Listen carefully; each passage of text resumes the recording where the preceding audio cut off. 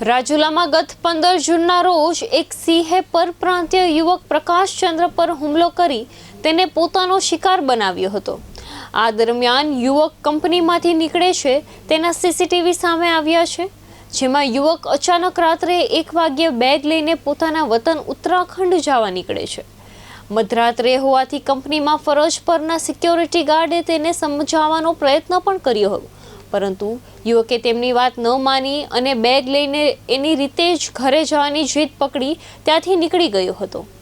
ત્યાંથી થોડે આગળ ગયા બાદ તે જે વિસ્તારમાંથી આગળ વધી રહ્યો હતો તે વિસ્તારના પણ સીસીટીવી સામે આવ્યા છે। સામે આવેલા સીસીટીવી પહેલા તપાસ દરમિયાન યુવકનું માત્ર માથું અને હાડકાં મળ્યા હતા। તેના 4 દિવસ બાદ એક સીસીટીવીમાં શ્વાન મોઢામાં યુવકનું પગ લઈને દોડતો દેખાયો હતો, જેને લઈ રાજુલા રેન્જ વન વિભાગે તપાસ હાથ ધરી કપાયેલા પગને કબજે તપાસનો ધમધમાટ શરૂ કર્યો હતો, જેના પોસ્ટમોર્ટમ માટે હોસ્પિટલ ખસેડવામાં આવ્યો છે।